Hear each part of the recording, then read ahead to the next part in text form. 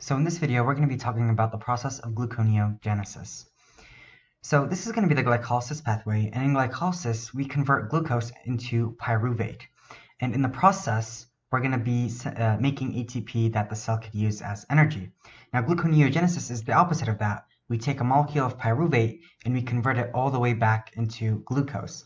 Now, this happens in situations where there is starvation and where the body needs to synthesize glucose for vital tissues to use, like the brain, for example. So pyruvate is a very important molecule inside the cell. It is the end product of glycolysis. And after pyruvate molecule is formed, it could go into multiple pathways inside the cell. So it can be converted to alanine, it could be converted to lactate, it could be used to form glucose molecules by the process of gluconeogenesis, but the most common route is going to be pyruvate conversion into acetyl-CoA, and acetyl-CoA is going to enter the TCA cycle to produce ATP. So the alanine and the lactate that are produced from pyruvate can go back to the liver and be converted into glucose. So when alanine is converted back to glucose, this is called the alanine cycle. And when lactate is converted back to glucose, this is called the Cori cycle. And we're going to talk about this in more detail in other modules. So the two main metabolic pathways that pyruvate can take is going to be the conversion of pyruvate to acetyl-CoA to enter the TCA cycle. That's going to generate a lot of ATP, or the conversion of pyruvate to glucose from the gluconeogenesis cycle, and the enzyme that catalyzes the first reaction is going to be called pyruvate carboxylase. Now, something important to know is that when pyruvate enters the TCA cycle, this is going to generate ATP, and when pyruvate is converted to glucose by gluconeogenesis, this is going to use ATP. So it's important that only one of these are functioning at a time, because you don't want to be generating ATP and using ATP at the same time. So how does the cell choose what pathway to go? Well, when pyruvate is converted to acetyl-CoA and acetyl-CoA enters the TCA cycle to produce ATP, the increased amount of ATP can actually inhibit the TCA cycle, and this is going to prevent acetyl-CoA from entering the TCA cycle, and this is going to lead to an increase in acetyl-CoA. Now, the increase in acetyl-CoA is then going to activate the enzyme pyruvate carboxylase, and this is going to be the first enzymatic reaction in the process of gluconeogenesis.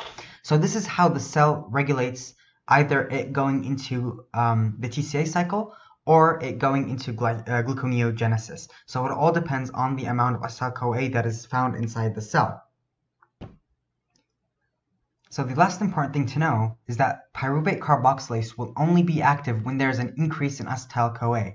So it's only when there is an abundance of ATP that inhibits the TCA cycle that's going to lead to an increase in acetyl-CoA, and then the process of gluconeogenesis can take place.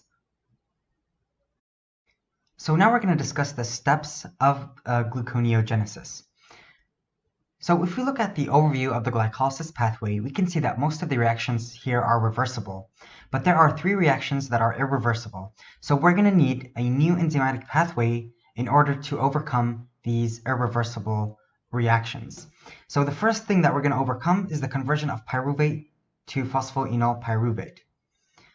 So pyruvate is going to be converted into oxaloacetate by the enzyme pyruvate carboxylase. Now, the enzyme pyruvate carboxylase just adds a COH group onto pyruvate. It needs biotin as a cofactor. The COH group is going to be, or the carbon is going to come from the carbon dioxide, and it's going to consume 1 ATP molecule. Now, it's very important to know that this reaction takes place inside the mitochondria. So all reactions of gluconeogenesis take place in the cytosol except the first reaction. Oxaloacetate is then going to be shifted to the cytosol by something called the malate shuttle that we're going to discuss in other videos. When oxaloacetate reaches the cytosol, it's going to be converted into phosphoenol pyruvate by the enzyme phosphoenol pyruvate carboxykinase. So what's going to happen here is that basically this enzyme is just going to add a phosphate group onto the oxaloacetate, and it's going to get this phosphate group from GTP. So biotin is a cofactor for all carboxylation enzymes. So carboxylation enzymes add a COH group onto a molecule, and it's going to get that carbon from a CO2 molecule. So rarely patients can get something called biotin deficiency, and this is most likely due to massive consumption of raw egg whites. Now, raw egg whites contain a molecule called avidin, and it's going to bind onto biotin and prevent its absorption in the gut. This usually presents as dermatitis and glossitis. So an important clinical correlate is pyruvate carboxylase deficiency. Now, this is a very rare enzymatic deficiency, and it presents during infancy as failure to thrive and lactic acidosis. So to illustrate this a bit further, we said that pyruvate can be converted into acetyl-CoA that enters the TCA cycle to produce ATP. But we also said that pyruvate could also be converted to glucose by the process of gluconeogenesis. Now, the enzyme that catalyzes the first reaction for the process of gluconeogenesis is pyruvate carboxylase. So these babies are born deficient in this enzyme. That means that pyruvate cannot be converted into glucose. So pyruvate then only has two pathways left. It could either be converted into lactate, that's why these babies have a lactic acidosis, and it could also be converted into alanine, and these babies can also present with elevated alanine in their blood. So now we're going to talk about the second important reaction in gluconeogenesis.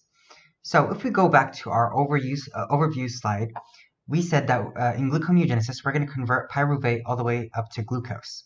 And we said how we convert pyruvate to phosphoenol pyruvate. Now, the rest of these reactions are reversible. So phosphoenol pyruvate is going to keep going up until it reaches fructose 1,6-bisphosphate. So the next obstacle to overcome in the formation of glucose is going to be the conversion of fructose 1,6-bisphosphate to fructose 6-phosphate. So this is catalyzed by the enzyme fructose bisphosphatase 1. So what happens here is that we just remove a phosphate group and we're going to get fructose 6-phosphate. So now that we've converted fructose 1,6-bisphosphate into fructose 6-phosphate, the last reaction that we have to overcome is going to be the conversion of glucose 6-phosphate to glucose. And this is going to be catalyzed by the enzyme glucose 6-phosphatase. So it's just going to remove a phosphate group from glucose 6-phosphate, and we're going to yield glucose. An important thing to know is that this is going to happen in the endoplasmic reticulum.